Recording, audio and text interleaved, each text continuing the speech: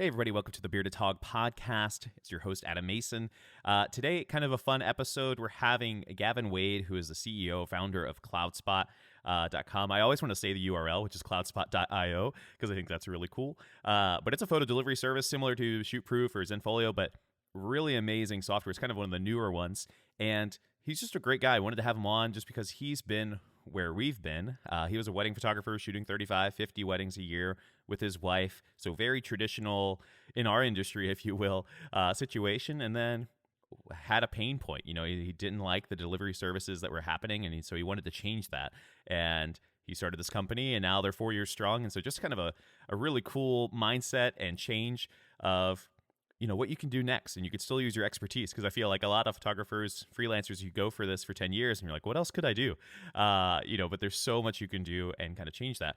One word of note, just because I try to interview anybody when they can and make it easy on their interviews. Gavin was outside for internet purposes, but the sound is, you might hear a little bit of sound out there just because Southern California life, but hopefully you can hear all of this, everything he has to say. And looking forward to this episode with Gavin. So here we go.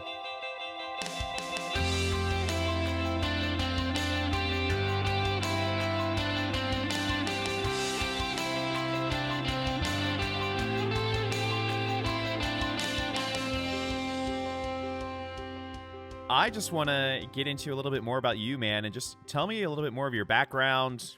Introduce me and everybody else to kind of who you are, and then what you do, and then how you got there a little bit. Sure. Yeah, absolutely. Started out, I guess, I feel like such an old fogey by saying this. Started out 9 years ago, and just decided one day I wanted to be a photographer. And that was pretty much that. However, at the time I was dating a girl for 4 months at that point in time, and she wanted to be a photographer too. We both hated our day jobs and looked at each other one night over dinner and was just like, you know what? If we could do it all over again, what would we want to do? And since our answer was both photography, we said, well, then let's go and try it. And, we were young enough, dumb enough maybe just to think that this crazy idea could work. And so the next day we went and invested our life savings into camera gear, which really just was like one camera body and one lens each. It wasn't anything glamorous, and we went for it. And we said, you know what? We need to invest in learning how to be photographers and learning how to not just take pretty pictures, but also to learn how to run a business. And something they don't tell you on the brochure when you decide to become a photographer is that you'll probably spend around 20% of your time actually behind the camera, and the rest is doing everything else. And the doing everything else was the part that I feel a lot of photographers overlook, but yet that's really the part that can make or break your success as a professional. Totally. What were you doing before you became a photographer? My degree's in kinesiology. So I was doing human sciences. I was a personal trainer. I was thinking about pursuing a doctoral degree in physical therapy. When we made the decision to become photographers, I was staring down the barrel of either 3 more years of advanced degree work and way more student debt than I would love to take on, or would have to pivot. Would have to choose a different passion, because I didn't want to be a personal trainer or a fitness consultant until I was 65 or something, so just didn't see the long-term plan there. So decided to make the switch, and, it was probably a little stupid 4 months into dating a girl, but you know what, it all worked out. We got married 13 months later, and we've been together for almost a decade now, and got a little 2-year-old munchkin running around now as well. That's awesome. What was most of your photography time, pre-Cloudspot? And we'll get to that. What was most of your photography time taken up? Was that weddings or portraits, or what was that filled with? Predominantly weddings. So we were shooting between 25 and 50 weddings every single year, beginning in our first year. Did some corporate, did some portraits, a lot of families, but those are usually just a byproduct of the relationships that we built with our couples and kind of became their lifelong photographers. But weddings are definitely our bread and butter here in Southern California. Did a fair amount of traveling as well. But yeah, mostly local in Orange County. That's awesome. Are you guys still out in the kind of the San Francisco Bay Area? Oh, we're down in Southern California, so more about an hour south of LA, in Irvine, Orange County. That's awesome. That's super cool. I guess I thought, just running a software company now, I was like, oh yeah, they're probably in San Francisco. Like, why not? Um, but that makes sense. That's cool. So you did that. How many years were, from between from camera purchase um, to, starting this Cloudspot? What was the inspiration for starting this? And can you explain a little bit more about what Cloudspot is for those who don't know? Yeah, absolutely. So Cloudspot really came about as a means for me to scratch my own itch in our photo business. I was bashing my head against the wall every single time when it came to delivering images or creating a great experience for our couples.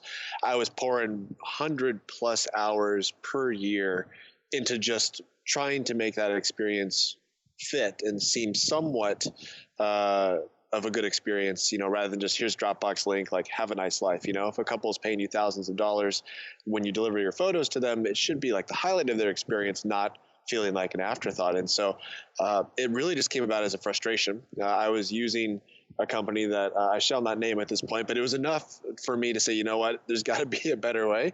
And there wasn't when it came to digital delivery. And when it came to just making it ridiculously easy for people to download the photos that you wanted them to have. So I, my now wife looked at her across again at a dinner, man, lots of life choices at dinners. But at dinner said, hey, I have this idea, can I chase after it? And I started like scribbling stuff down on a napkin there at dinner. And that's where it started, and we self-funded it for the first year and a half, got it into beta. So we were shooting weddings. That year we shot like 50-something weddings, while at the same time I hired a development team, project manager. I was running lead on the whole thing, and we were just trying to bring this idea to life. And that was about 4 years ago. And since then, we've definitely grown.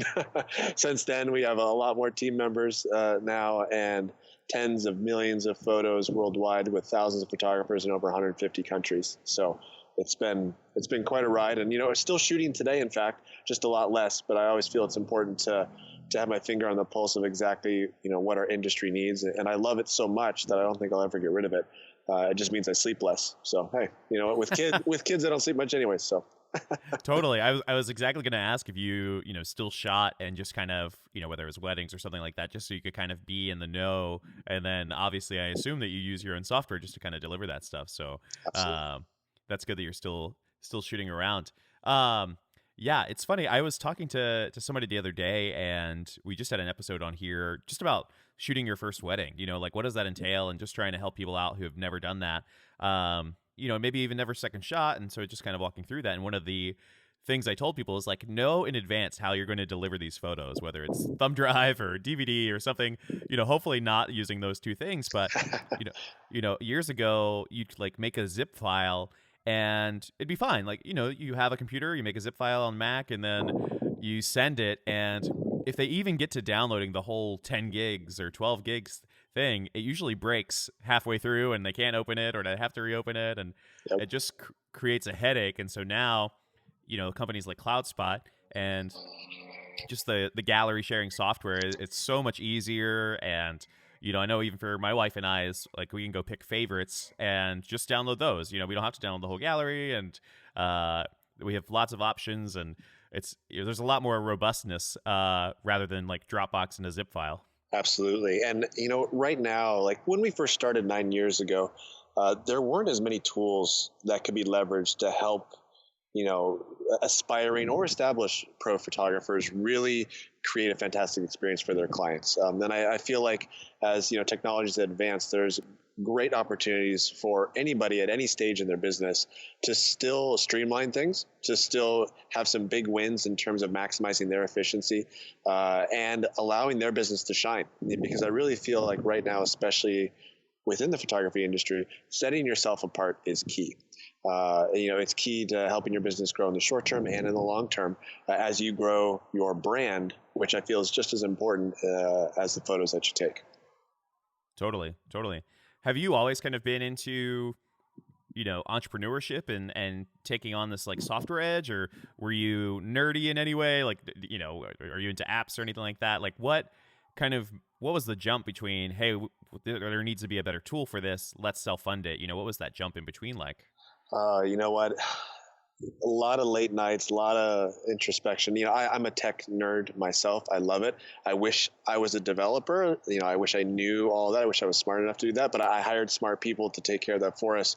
But was never really an entrepreneurial person, even when I came out of college. It wasn't until I met my girlfriend, now wife, and we just started this together, that I just got the bug. And then I just couldn't see myself doing anything else. And so one of the reasons why I was so attracted to photography in the beginning was because I felt it really perfectly meshed the creative side with the tech side. Digital was really starting to catch on when we started. And I latched onto both of those things, like to be able to sit down and be on a computer all day, and then to get behind a lens and create something beautiful and bring that together. That was like the perfect match. And so I loved all of that. And so, yeah, taking it into the software side of things, I have a heart for the photo industry, and I have a heart for tech. And I saw something that just wasn't cutting it, and I wanted to make a change. And so it was just a nice extension of those two shared passions. And so here we are. But yeah, nerdy, sure. Creative, yeah. And I'd say, as we've kind of grown Cloudspot, I'd say what I really settle into and love the most is solving problems and creating beautiful solutions for those problems. So on the product UI UX side of things, that's where I love having my hands in. Totally. Is that, like when it comes to, the company that you make and Cloudspot and whatnot, like, is there a particular thing or a few different things that you were like, I want to make a product that has these few things, and now are like, pillar features of Cloudspot, per se? Is there anything like that where you're like, this is something I want to be great? Like, what's a key feature now? And did that develop, early in your brain because of just like trying to scratch that itch? Yeah, absolutely. So there were two things that I knew from the first pen stroke on that napkin at dinner all those years ago that whatever we built needed to have. First thing was that it needed to be a seamless extension of the photographer's brand. It should not have a third-party look or feel to it. From the URL that's straight out of the box for the client gallery, to the emails that get sent, to everything, it shouldn't have somebody else injecting themselves or their agenda or even their business name in there, because this is a connection between the photographer and their client. And that's something that really, really is a factor in growing a business, especially when you're first starting out. So that was one thing. So I went immediately and purchased a domain that was called client-gallery.com. And all of the Cloudspot galleries since day one were hosted through there, not through a .cloudspot / client gallery or something, because it just didn't make sense. Why should a company name be in there when it's not even trying to market itself to the photographer's clients? It didn't mesh, right? And a photographer shouldn't have to go and do all the techy, nerdy stuff that you could do to redirect domains and all that. No, it's just, we wanted a photographer at any stage in their journey to have this feel like it was built just for them. So that was one thing.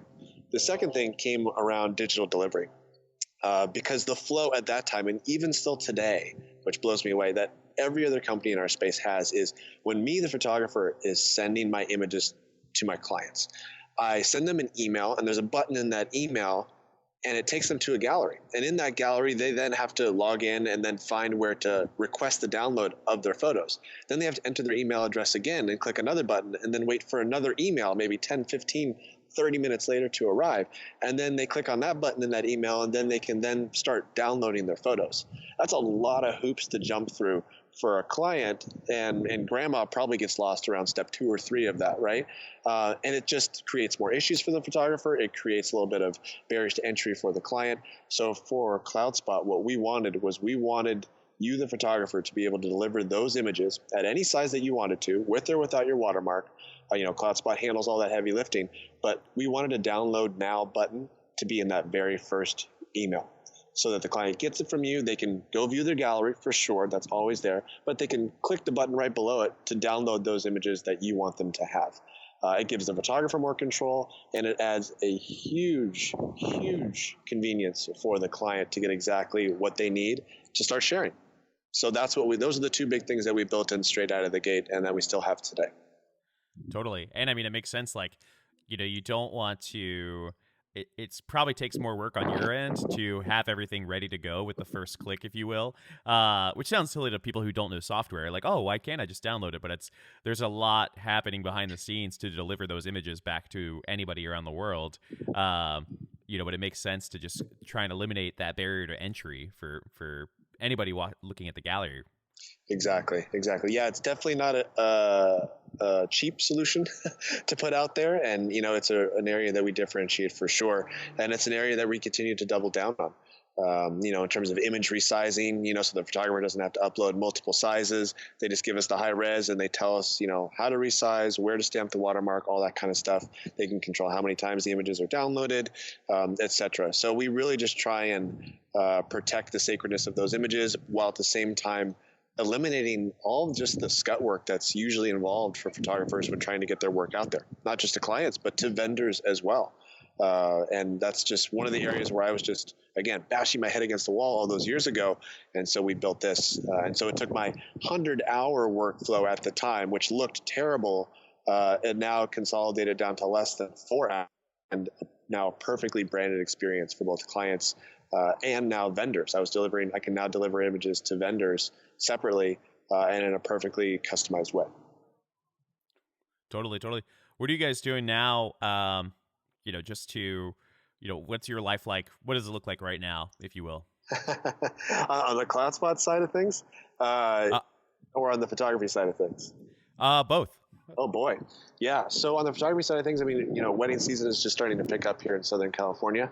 I guess wedding season never really ends on the West Coast, but it's starting to get a little bit busier, which is good. But on the Cloudspot side, we actually just rolled out 2 major updates. So we spent the last year completely overhauling our client gallery experience. It was one of the oldest, crustiest pieces of our software. And so we just rebuilt it from the ground up. And so we launched that about 3 weeks ago. Super sleek, modern, yet customizable gallery experience. You have your logos, your colors. You can choose from like 7 or 8 different cover layout designs. And so we launched that just a few weeks ago, and that was just a fantastic reception from our community and brought a lot of new folks to Cloudspot. And then we doubled down on that just 3 or 4 days ago, where we added more image layout options. We added 9 more languages because we have a lot of photographers outside of the U.S. So we added 9 more languages for them, as well as a few other just spacing options and just ways to allow their style of imagery to shine through a Cloudspot gallery. So we've got that. That's already out. And then at the end of this month, we have a totally new interface coming to our entire platform, along with a new website. So, we've taken a lot of the feedback that we've received over the last year from our community, as well as our ambassadors, and dumped that into this next big overhaul. And it's just going to take things to the next level. So really, really exciting times. And just in the nick of time for a lot of photographers, like me, who are starting to get super busy over this next year. Yeah, absolutely. What is, is there a future? There's so many companies out now that are doing photo delivery, and they all have their pillar feature, if you will. What's the future? Is it just, there's a lot of fragmentation right now. Is it going to consolidate someday? Do you think it's just going to be, 10 companies all doing fine? What do you think that looks like? Well, it's going to be a byproduct of a few things. Industry growth, but also industry needs. And that changes, as you know, just just as quickly as the tides do sometimes. Trends change, technology changes. So I really feel like the companies that are going to be around for the long haul are the ones that are going to be able to adapt, not just to the technology, but also to the industry's needs. And we've seen companies in the past who are struggling, who have actually shut their doors because they couldn't adapt to either one or both of those things. So for us, we are always first and foremost by photographers for photographers. So, we are not a reactive company when it comes to putting things out there. We are fairly new compared to some of the big guys who have been around for, a decade or more. But that doesn't necessarily scare us. We're more agile. We're able to take feedback and put it into practice. For example, when we launched that big gallery update, all the feedback that we got right after it was launched 2 weeks later. So, for us to be able to do that and really be plugged into our community of photographers is what's so important to us. So, in terms of the things that we have coming, There's a few aces up our sleeves, but we plan on expanding on all the things that we've been committed to right out of the gate, which was customization, flexibility, and deliverability. So, it's just meeting photographers where they're at through those various needs. And then aside from that, we really want to make sure that photographers can profit in bigger and better ways from their business through using our platform. E-commerce is going to be a major focus for us, for photographers all around the world, because we want to help them be more successful. So I feel like companies that place those needs of their communities first will always have a place in the photo world. And those who kind of try to push their own agenda or perhaps don't adapt as quickly are going to be the ones that we see struggling. So, Right. No, that makes sense. I mean, it's people need to make sure that they're ready to go, and expectations, I think, over the industry, like clients are expecting new and different things, and we need to be ready to give them that for sure. Other than photographers, I've heard that you enjoy kind of like giving back to the community. Like, what does that look like for you? And whether you or Cloudspot or just personally, like, how is that happening? Yeah, no, absolutely. I'm very involved in the startup community. We're actually, Cloudspot's in an incubator here in Southern California. So just kind of organically comes about as, letting other entrepreneurs come in and chat, throwing business ideas. We're actually very close to University of California, Irvine, to their campus. So like next month, I'm going to be speaking at their entrepreneur center about college students looking to spread out their own business ideas, business competitions and things like that. So, by no means do we feel like we're experts at it, but definitely have taken lumps and learned a lot along the way on starting not just one, but two businesses. So if there's any potholes that I can help people avoid, I'm more than happy to grab coffee and chat and help other people try and make their dreams come true. So as cliche and cheesy as that sounds, it's important to bring a perspective of reality to folks who are looking to start something rather than just diving headfirst in with maybe not necessarily considering all the factors, because that's what I did. And all the factors smacked me in the face on like day 2 and day 3. So however I can help in that regards, absolutely love doing. So, and in terms of photography, we just, in the fact last month, really love helping families preserve memories. And unfortunately had a past wedding couple of ours, the mother, actually one of the uncles, the mother reached out to me because one of the uncles of our bride had been diagnosed with a very aggressive stage of cancer, and it's just out of the blue, and he had only months left. And so, being able to coordinate a shoot with them, being able to just give an hour of my time and be with them and capture some incredible moments that I know that they'll probably hate for the short term, but will cherish in the long term, is something that I love doing. And my wife recently lost her father to cancer just a few months ago as well. So it's definitely a side that hits very close to home. So, things like that, that don't have a ton of free time, but wherever we can give back in both areas is what we love to do. Nice. No, that makes sense. Is there, when you first started becoming a photographer, was there a moment when you said, "Hey, I'll do this forever," or what was kind of the mindset behind, hopefully changing, or, if you're a wedding photographer for 10 years and you start getting older, like what do you think is that?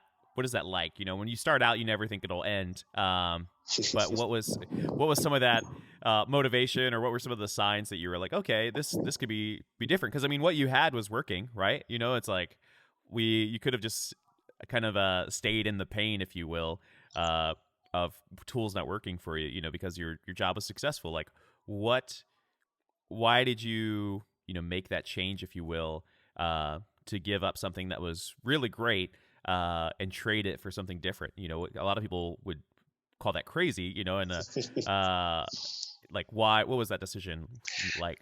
Yeah, awesome question, and a question I still ask myself, because I always feel it's always important to kind of ask yourself why you're making the decisions that you're making, right? Because you're totally right. It's very easy just to kind of get stuck in the cyclical pattern of, hey, I've done this, I've always done this, I'm going to keep doing it, right? And and then you blink, and then you're 70 years old, and you're trying to cut it as a photographer with the young 20-somethings, right? With your little Hasselblad film camera. So it just, for me, it was looking at, okay, I kind of saw us at a fork in the road because we were still in our, late 20s, plenty of energy, making our own schedule, living the dream, so to speak, working really, really hard, but working shoulder to shoulder, which made it just so much more enjoyable. You could work till midnight or 1 a.m. Because your wife's right next to you, and you're plugging forward to a common goal. Some couples would kill each other after 5 minutes, but for us, it worked because we really didn't know anything else, even since our dating life. But in looking forward, I knew two things. I knew I wanted to have a family, and I knew I didn't want to be gone from that family all the time, every single weekend. So there was kind of a fork in the road in terms of deciding what we wanted to do with our business before we started having a family. And I saw it as either we were going to need to scale in more of like the studio sense, right? Like hire associate photographers, be on more of the managerial side, and be able to pick and choose the shoots and not have to shoot 35 weddings every year just to pay the bills, which was also 35 engagement shoots, which was also a smattering of some other things. So you would have almost 100 shoots a year, every single year, just to kind of keep plugging forward, or look towards a way to maximize the effort in terms of my domain expertise. And so that's when I kind of started thinking well, I love the photo industry. I love shooting. I'm having these problems myself. Let's see if we can't try and solve these problems for as many people as possible. And so that's just kind of, it was crazy. But that was the fork in the road, because I was like, look, if after a year of trying this, it didn't work out, we were still shooting. We were still having that fallback plan, which I feel is always important to have, not just necessarily just jumping off a cliff and hoping you can learn how to fly on the way down. But for me, it was thinking ahead. And for me, this is what I could see a long-term solution being for, someone who wanted to have a family and allow for my wife to be there with kids and provide that flexibility. So that was the decision. I'll let you know how it turns out. Totally. Hey, I mean, it's working right now. So, I know a buddy of mine, he's actually coming on the podcast soon. Benj Heish uses Cloudspot. He's all about it. Yeah, Benj, he's been with us since the very beginning. Love that guy. And he's been super supportive of us. Tell him I say hey. I will absolutely. Do you think that, anybody who is starting, we, as a photographer, we usually run a B2C business, business to consumer, but now you're doing B2B, which, scales everything up. Or like we talked about, like scales finances up, can scale employees up. It's a different goal.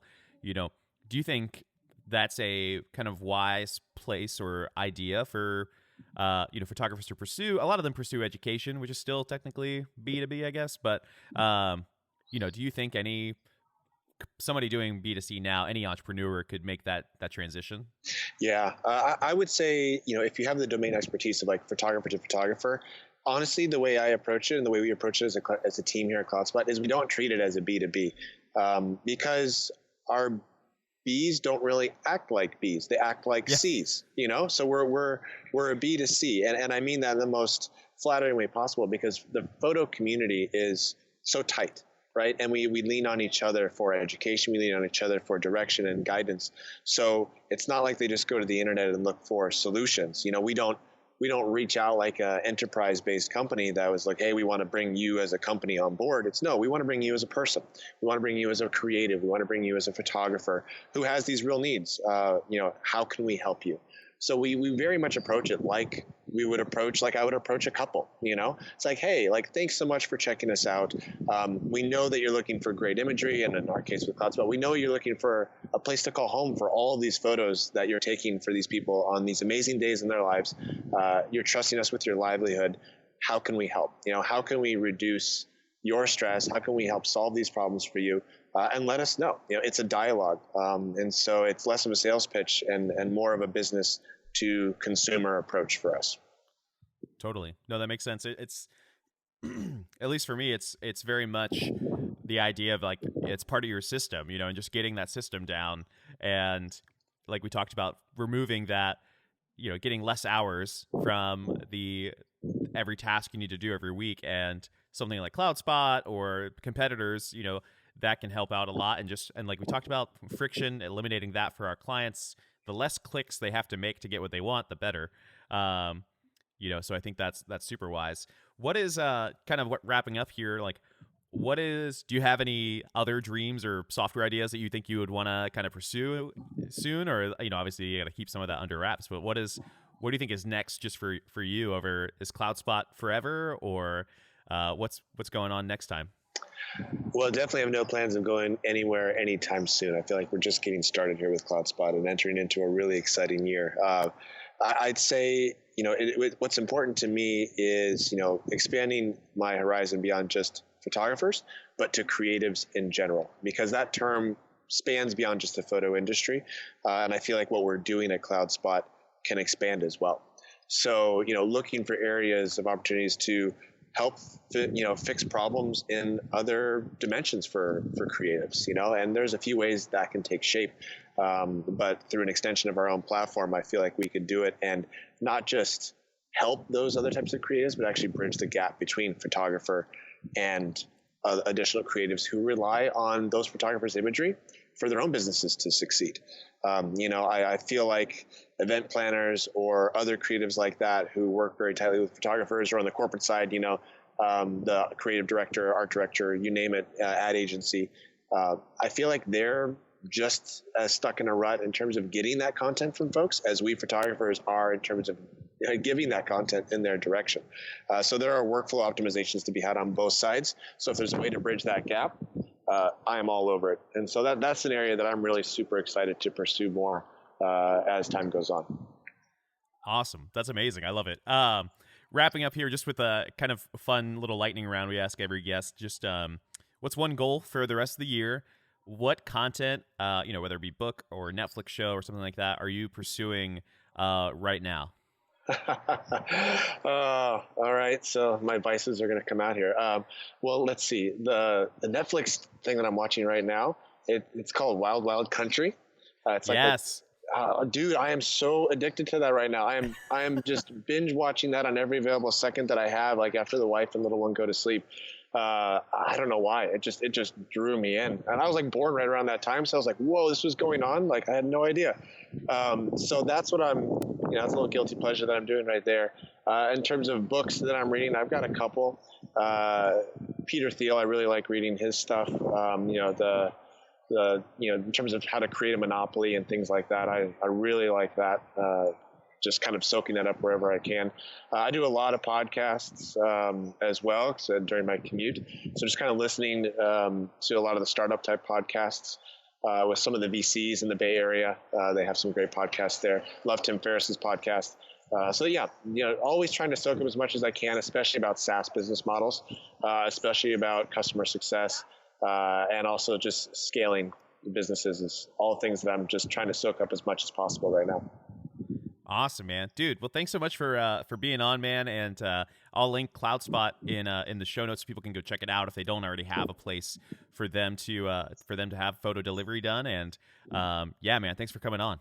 Oh yeah, it's my pleasure. And yeah, something to add on there, we offer over at Cloudspot a free migration service. So anybody, if they check us out and say, "Oh, cool, this is where I want my new home to be," we're happy to make that happen and take all the pain of moving off of your shoulders. So however we can help, we're here for the entire community. Awesome, man. Thanks, dude. Have a great day. Awesome. So kind of fun, kind of different, something to dive into with Gavin and just in Cloudspot. I wanted to have somebody who, again, did something that not a lot of us do or are into, but he's been where we've been. And so similar to the Jeff Sheldon episode or Tiffany Farley episode, we've got this kind of photographer / designer merge together that I just think is super valuable for people listening and they are curious about software or they're maybe a little bit nerdy. For me, honestly, I love my job now, and oftentimes I think about what is next for me, and I love technology. I used to work for Apple, and Gavin is doing that. Gavin took that next step, and I love it. And I mean, it's obviously something that we all use in the wedding industry or photo delivery services, and it's really hard to change over. But at the same time, companies like Cloudspot offer those migration assistance, and that's pretty awesome. And so it's really fun just to kind of have like a different perspective on there, and he's just kind of a cool guy, so love that. Thanks so much for listening, guys. New episodes next week. If you can, leave a review on iTunes, screenshot it and send it to me. I would love to see what you guys think. And have a wonderful week, guys. We'll talk to you soon.